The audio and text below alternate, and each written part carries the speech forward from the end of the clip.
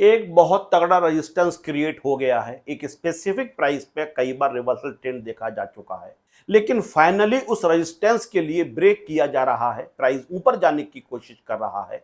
इसको कहा जाता है ब्रेकआउट। ब्रेकआउट क्या होता है? कहीं ये फॉल्स ब्रेकआउट तो नहीं है? क्या एंटर करने के लिए सही टाइम है? मेरा नाम है सौरभ बंसल, चैनल का नाम है स्टॉक केयर। आपसे एक गुजारिश, इस चैनल को आप सब्सक्राइब कीजिए। आगे आने वाले वीडियो के लिए बहुत बड़ा मोटिवेशन होता है।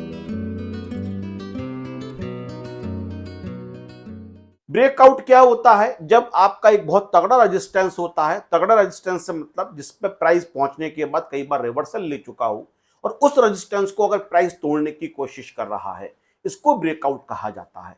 और अगर एक बहुत तगड़ा सपोर्ट बना हुआ है और उसको अगर तोड़ के नीचे जाने की कोशिश की जा रही है, उसको ब्रेक डाउन कहा जाता है। हम आज बात करेंगे ब्रेकआउट की। एक बहुत तगड़ा रेजिस्टेंस है, 3-4 बार ऑलरेडी हमने वहां से रिवर्सल देखा हुआ है, बट फाइनली कोशिश ये हो रही है कि उस प्राइस को तोड़ के प्राइस को ऊपर ले जाया जाए। इसका एक मतलब आपको समझ में आ रहा है कि जो बायर्स हैं वो हावी होने की कोशिश कर रहे हैं। बायर्स ज्यादा हैं, प्राइस ऊपर जा रहा है, इसका मतलब बायर्स ज्यादा हैं। और बायर्स इतना ज्यादा हैं कि वो उस प्राइस पर भी खरीदने के लिए तैयार हैं, जो अभी तक रिवर्सल वाला पॉइंट था। अगर बायर्स रेजिस्टेंस को भी तोड़ रहे हैं, इसका मतलब अब शेयर काफी ऊपर जा सकता है। इसलिए ब्रेकआउट को एंटर करने के लिए एक बहुत अच्छा मूवमेंट माना जाता है।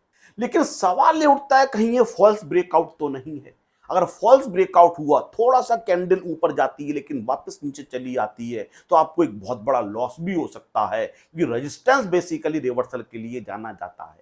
रिवर्सल क्रॉस हो रहा है और क्रॉस इस तरीके से होना चाहिए कि वहां से रिवर्सल नहीं हो, ऊपर की तरफ प्राइस जाए, तभी इसको एक ट्रू ब्रेकआउट कहा जाता है। तो 2-3 टेस्ट में आपके लिए बताता हूं कि सही ब्रेकआउट को कैसे पहचानें। सबसे पहली बात, जो ब्रेकआउट होना चाहिए वो हाई वॉल्यूम के साथ होना चाहिए। जो कैंडल रेजिस्टेंस को तोड़ के ऊपर की तरफ जा रही है, वो अच्छे खासे वॉल्यूम के साथ बननी चाहिए। अगर वहां पे कम वॉल्यूम है, लो वॉल्यूम है, तो आपको किसी भी कॉस्ट में एंटर नहीं करना चाहिए। और दूसरी और बहुत खास बात, केवल विक क्रॉस नहीं होनी चाहिए। जो उस कैंडल का क्लोजिंग प्राइस है, वो भी रेजिस्टेंस के ऊपर क्लोज होना चाहिए। अगर आपने एक दिन की कैंडल बनाई हुई है, तो कैंडल ऊपर तो गई, लेकिन जब बंद हो रहा है मार्केट, तो वो नीचे आ चुका है और कैंडल रेजिस्टेंस से नीचे बंद हो रही है, केवल विक ऊपर जा रही है। ये सही ब्रेकआउट नहीं है।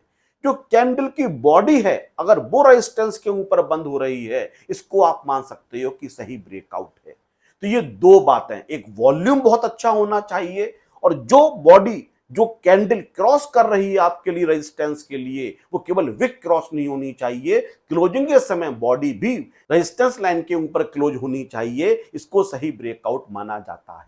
अगर ये दो बातें हैं, तो आप काफी हद तक श्योर हो सकते हो कि प्राइस ब्रेकआउट शुरू हो चुका है। लेकिन फिर मैं कह दूं, बहुत जल्दीबाजी में पैसा नहीं लगाना चाहिए। अभी बहुत सारी बातें और भी देखनी चाहिए।